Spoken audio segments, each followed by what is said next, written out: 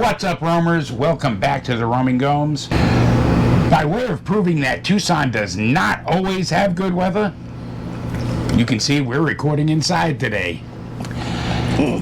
We had the 1 week of winter that we get roll in a little less than a week ago, so we're still in that mix, as you can see with this snow that was falling.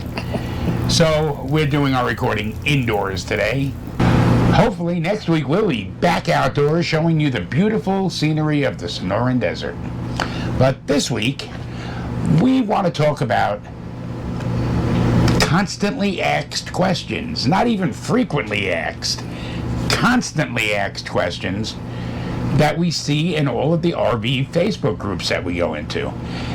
And they get asked sometimes daily.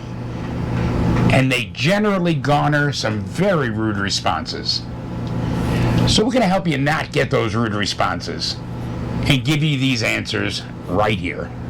And stay tuned until the end of the video because we have a little treat for you. We went on a post-holiday excursion and we have some video and pictures from that we'd love to share with you. We went to the Tucson Botanical Gardens for their Lights Up festival that was still going on after Christmas, so we'll share that with you at the end of the video. Hi, I'm Felix. And I'm Cindy.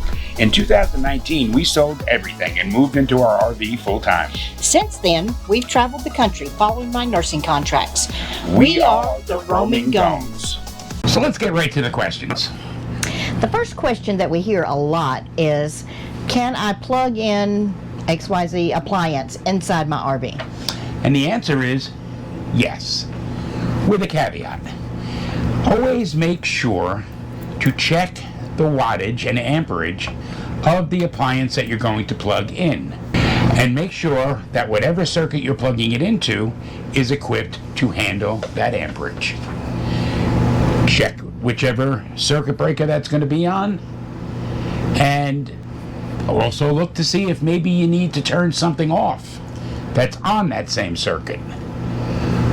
But other than that, all of the standard safety issues apply that apply in a house. Don't put a heater on an extension cord or a strip. Actually, anything that draws high wattage, don't put it on an extension cord or a strip. Make sure that you've got tip-over protection on your indoor heaters, that if it falls, it shuts off. Those are the basics, and those things apply whether you're living in an RV or living in a home. It's all the same. If you're interested in full-time RV content, then hit that subscribe button, ring the bell notification, and you'll be notified whenever we post. And most importantly, hit that like button on the videos that you enjoy. That way we'll know what kind of content you like and what you might want more of. Another question that we hear a lot or see a lot on Facebook, and there's so much controversy over a simple thing, is should you leave your propane on when you're traveling down the road?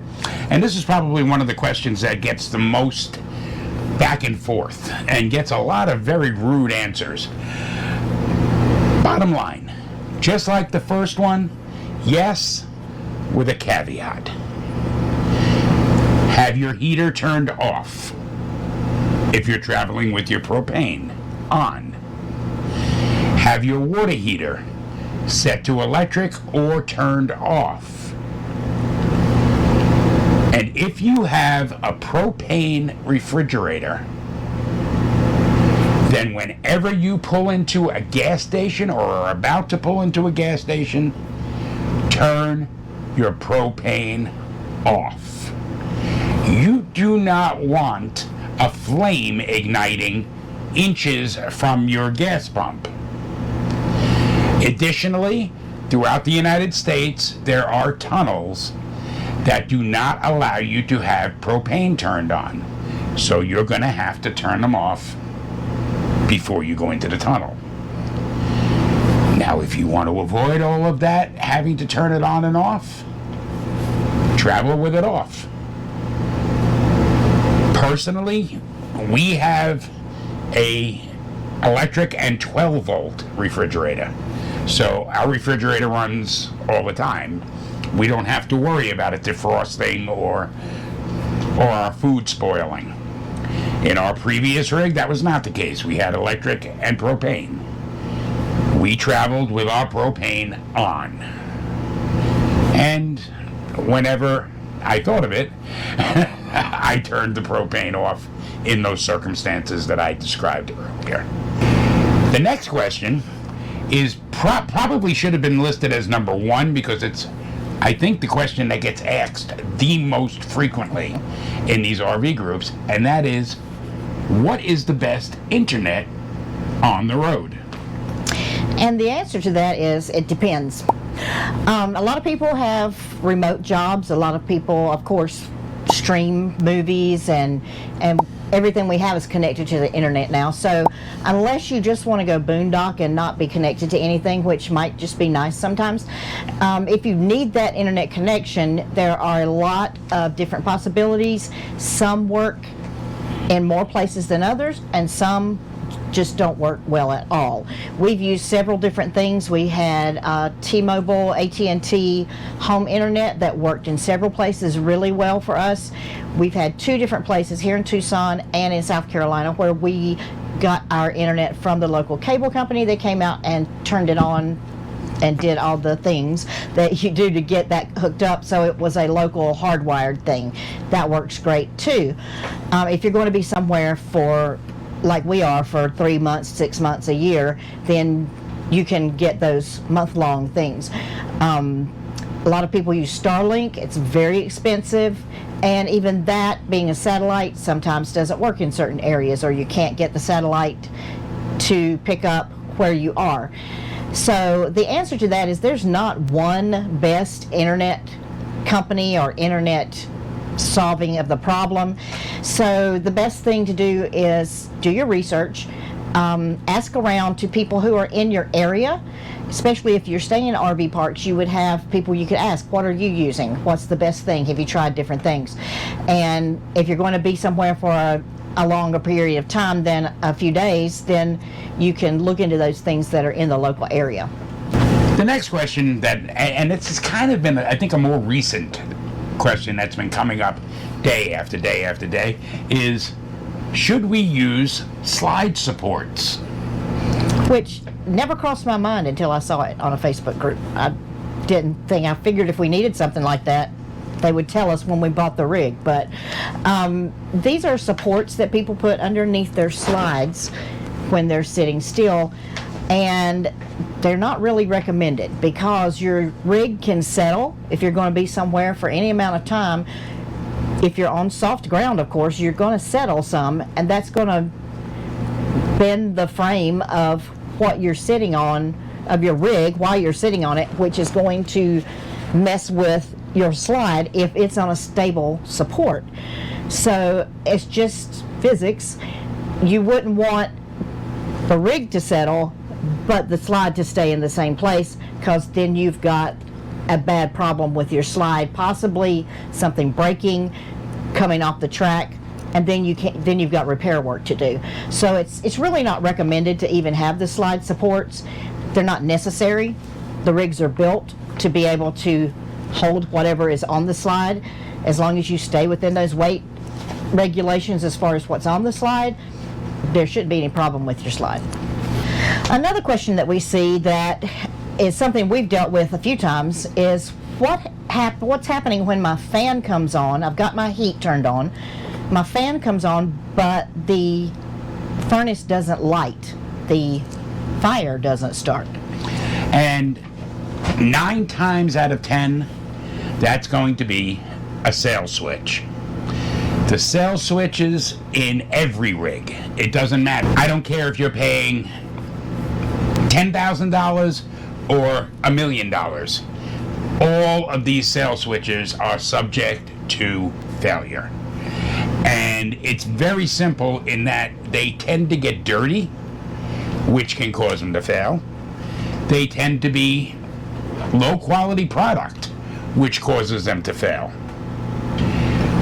The other issue that can come up, but is highly less likely to occur, would be the control board.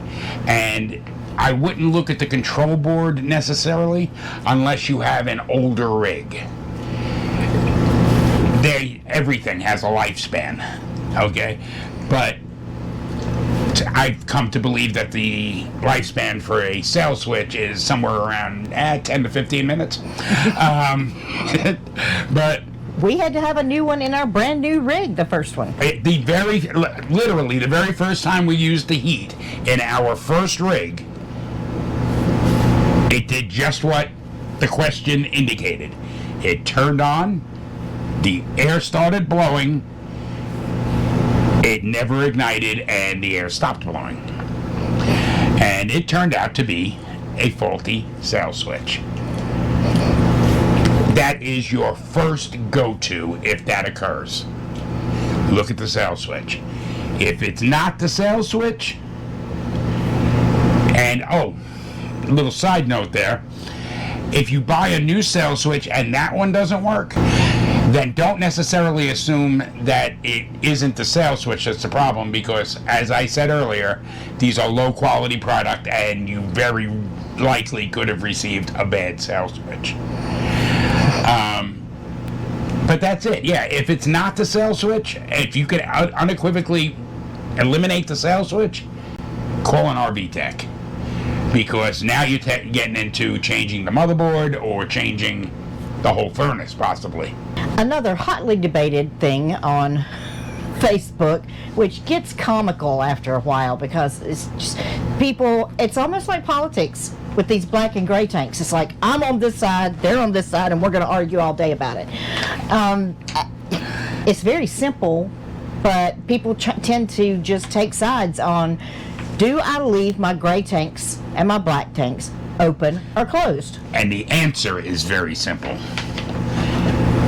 Always, 100% of the time, I don't care if you're stationary, mobile, whatever, leave your black tank closed unless you're dumping it. If you don't, again, like something that Cindy said earlier, simple physics apply. The solids are going to stay in the tank and the liquids are just going to keep draining out. And you are going to get the dreaded poop pyramid. That's if you leave your black tank open.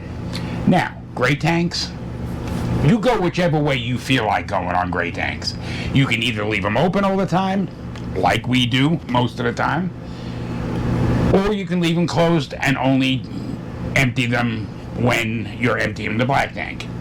That's your choice.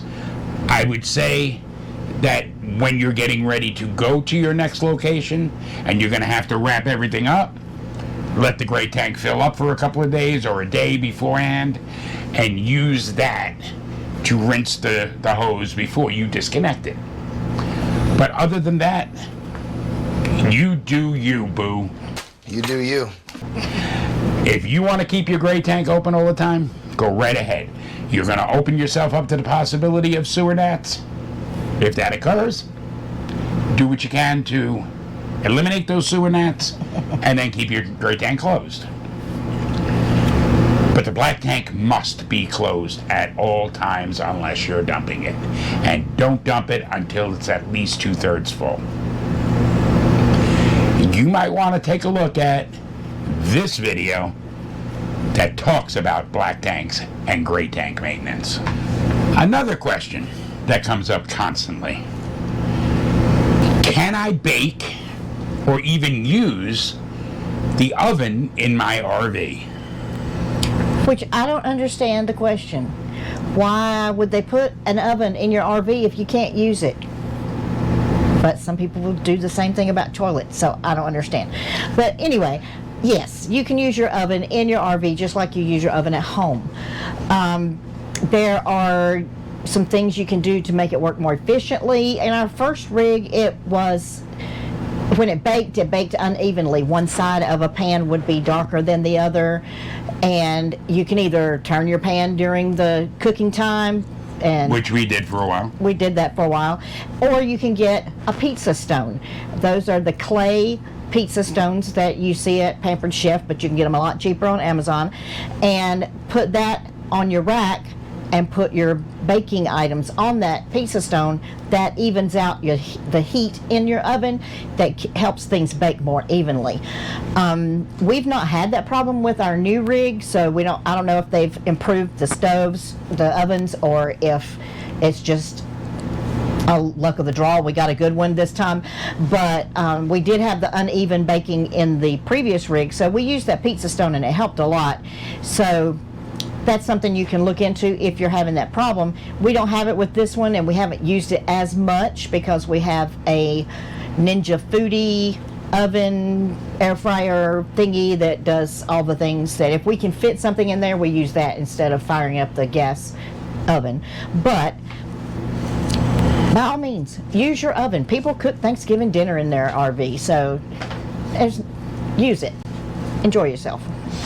Another hot topic on Facebook is, can I get full-time insurance on my RV? Can I get insurance? Is there anybody who will insure me if I'm staying in my RV all the time, either stationary or traveling in it all the time? And the answer is yes. Very simply, there are several companies, and these are the only companies. I have looked into it extensively. These are the only companies who offer full-time RVer insurance, and that is Progressive, I'm reading it right off the list that I printed out. Progressive, Good Sam Insurance Agency, National General Insurance, Foremost Insurance Group. Those are the big four. Those are the larger companies that offer full-time RVer insurance. We're with National General. Now there are 4 smaller companies that also offer full-time RV insurance, and those are Roamly, Elephant Insurance, Travelers, and Shelter Mutual. Folks, those are the only companies that offer full-time RVer insurance. Geico used to. They no longer do. Like I said, we're with National General.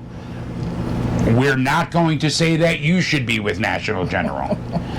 What we're going to say is that you need to look at the insurance and see if it meets your needs. For us, National General met our needs. It met what we wanted in terms of coverage. For you, it might be Progressive, or it might be Elephant Insurance that I have never heard of, but apparently they offer full-time RV insurance. We'll link these down in the description so that you can look those up for yourself and decide which one's best for you. Another big one, and it's kind of more topical because it's current. What do I do about condensation in the winter in my RV? We all know that water is the devil in an RV. It can do some really big damage. You can get mold and mildew and damage to the precious walls and flooring that they put in these things. So we want to keep water out as much as possible. But when you cook, many times I come home from work and it's cold outside and Felix has just cooked a meal and there's condensation on all the windows. Even in Arizona, where it's very, very dry. So, especially if you're in a moist environment, really the only two things you can do is open a window for a little while. Open one of your windows a little crack and let some of that air flow through and get the condensation out. Or you can get a dehumidifier. There are a lot of those on the market. You can just go shopping at Amazon or Home Depot or somewhere and find out the one that's best for your square footage. We have tried that. We weren't really happy with it. It just didn't really fit our needs, but a lot of people swear by them and say, especially in moist climates, that it really helps. We also use damp rid in our closets with our clothing and different places. When we've been in more moist climates, I've said moist a lot. And Everybody's favorite word. If we're in damp climates, because we're so dry here in Arizona, it hasn't been an issue. But when we've been in Georgia and Tennessee, we have used those damp rid bags in the closets and sometimes in the cabinet. The little buckets of damp rid have really helped a lot, and you can see how much water is really in the air because it sucks it all out. So those have worked better for us than just cracking a window when we need to. But you can get a dehumidifier. Those work well if you can find the one that most fits your square footage. This next question really does apply to us here in Tucson. How much wind is too much wind for my RV? We do get some pretty heavy, especially in the summertime during the monsoon season. Yeah. And apparently in the wintertime, because we've recently gotten some pretty big winds. But I can personally recall from when we were in our first rig, we weren't even at our first contract yet. We were in Grifton, North Carolina, and we had a tremendous thunderstorm roll through. And it hit the side of our rig, broadside, with a 60-mile-an-hour wind. When that wind hit, I was in the process of going out the door, and it shook the rig to the point where I almost fell down. So, but it didn't overturn the rig. It didn't even take the rig off of its stabilizers or wheels. I don't know. Nobody knows, really, unless they've experienced it, how much wind your rig can take. I suspect that the one we're in now, being much bigger and heavier than the one that we were in, could probably take a bit more wind than that one could. We went through Illinois with almost constant 25 to 30 mile an hour winds going across the highway, and I was able to tow slowly, but it didn't blow me all over the road. You got to make that decision for yourself. What do you feel comfortable with? If you're parked and in an RV park and the winds are expected to go up to 50, 60 miles an hour, and you're not comfortable with that, pull your slides in, grab your animals, and go stay someplace else until the storm passes. Simple. And I'm not talking about taking your rig and going someplace else. I'm talking about getting your car, go stay somewhere else for the night or until the storm passes. You gotta be comfortable with what's going on. And safe. Right. Most RV parks do have a cement block building, the laundry facilities, where the office is. Most RV parks have, I think everywhere we've been, has had some safe place that you could go if there were a tornado or high winds or some unexpected storm. Yeah, I mean, I'm not even talking about the big, the big stuff, hurricanes and tornadoes. You should know enough that get out. This is not going to stand up to a tornado, okay? And we talked about that in this video. But yeah, just keep yourself comfortable and safe. Now, the last one that we're going to talk about is people asking almost consistently, how do I get a mailing address if I live full-time in my RV and I'm not stationary? Of course, if you're stationary, you just use your address wherever you're staying. If you're in an RV park, they'll have likely a mail room and facilities for you to get your mail. But if you move often, there are several different mail services. The one we used was Escapees. We used that for a while when we were moving around like every 3 months. Right now we're just using our address here because we've been here for a little over a year. And there is another one in Florida called RV Mail. My RV Mail. My RV Mail. Which I believe is the one that our friends Bob and Carrie at Life Redesigned use. And what those services do, and most people who've been traveling at all know about this, but if you're a new RVer, this is something you've probably been concerned about, is your mail goes to them, and you have the option of them opening it and scanning it to you, or just sending it to you when you request your mail. They'll send you a bulk package of your mail.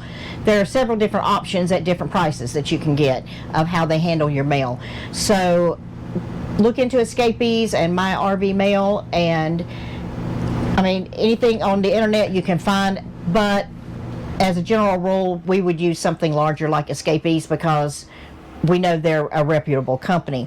Some people also think one couple that we watch on YouTube uses a local P.O. box, or they have their Amazon boxes sent to one of those Amazon stations where you go get it out of the box.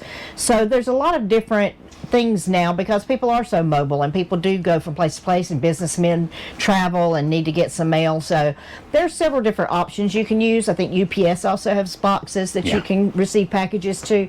So just do some research. If you have any questions about that, of course, just ask us some questions down in the comments, and we'll be glad to look into it for you.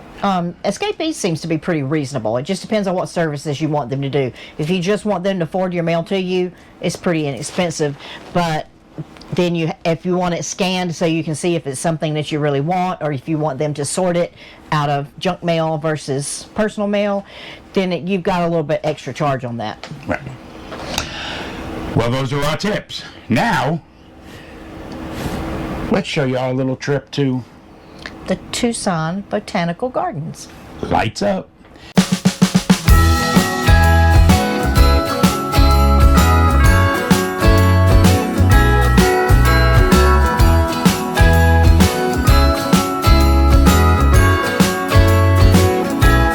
Jingle bells ringing in my ear.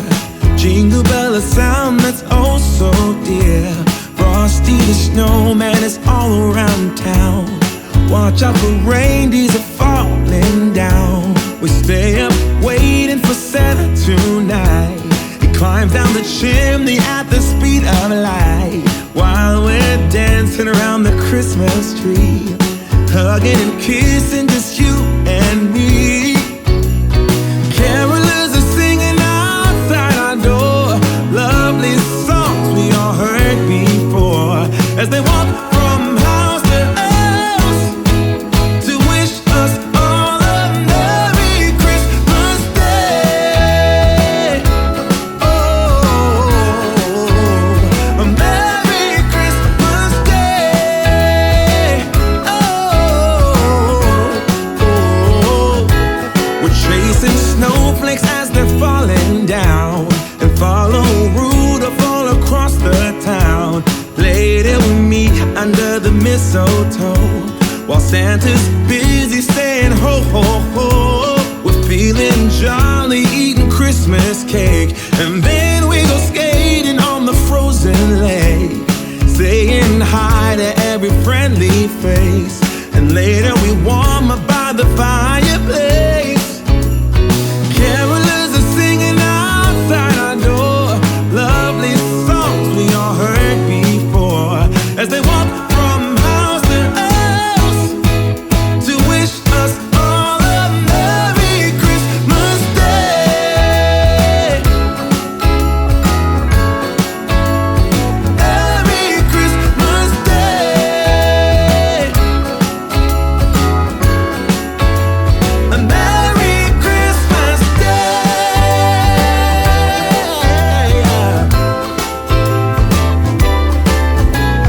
Carolers are singing outside our door, lovely songs we all heard before, as they walk from house to house to wish us all a Merry Christmas Day. Yeah, a Merry Christmas Day.